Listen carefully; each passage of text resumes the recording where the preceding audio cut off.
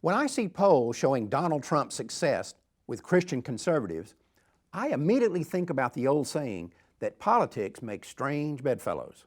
After all, there doesn't seem to be much that the Christian right would find attractive about this guy. I also suspect that we may have seen this act before. In 1990, the Republican primary for governor of Texas featured a crowd of candidates, most with impressive political backgrounds and large followings. But one of them had no political background and no following. He was a grinning West Texas buffoon named Clayton Williams, who was generally dismissed as little more than a comical diversion, and polls showed him with less than 1% of the vote. But Clayton Williams had a gazillion dollars in the bank, and as he poured them into his campaign, he began to whistle past his opponents. But despite his successes, he had one major problem. He could not win without Christian conservatives, and they weren't jumping on board because he had no street cred on the issues they cared the most about, especially abortion. So a team of political consultants who specialized in capturing the Christian vote were flown in from out of state. In no time, these hired guns had their boy saying the right things, visiting the right churches, being seen with the right preachers, attending the right pro-life and pro-family events, and using all the right code words. And it worked. Pretty soon, the Christian right was guzzling the Clayton Williams Kool-Aid by the barrel.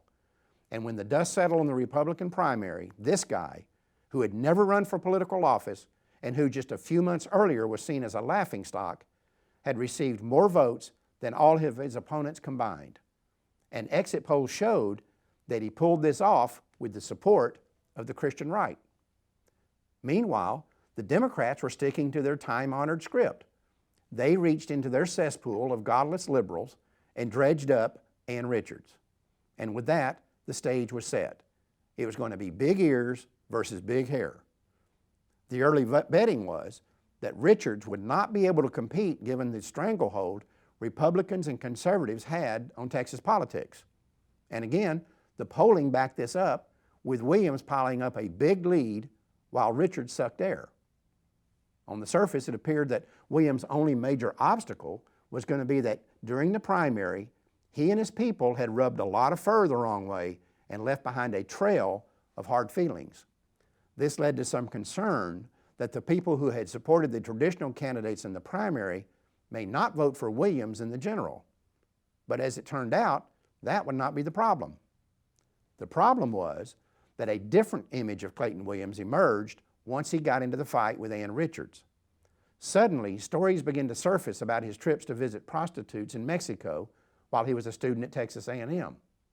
On another occasion, Williams compared rape to bad weather, saying, quote, "If it's inevitable, just relax and enjoy it," unquote. Then, after a televised debate in which Richards beat him like a rented mule, he refused to shake her hand. This sort of nonsense went on and on, including one interview in which he bragged about the number of times his companies didn't pay taxes. Pretty soon, Williams' poll numbers were dropping like hanged men, and even his own supporters were running away from him with their heads on fire.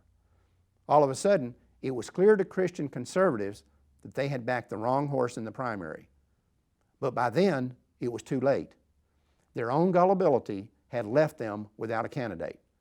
Now they had three options: stick with Clayton Williams, vote for a morally bankrupt leftist Democrat, or stay home. And for many, the least nauseating of the three was staying home. The result was that Ann Richards became the governor of Texas. Now we're in the midst of the 2016 presidential campaign, and it may be that this same dog and pony show is being replayed on the national stage. Of course, only time will tell if that's true or not, but there are breathtaking similarities between the Richards-Williams fiasco that Texas was dragged through 26 years ago and the Clinton-Trump fiasco America has been dragged through for the last year and will have to endure for another 6 months. Stay tuned.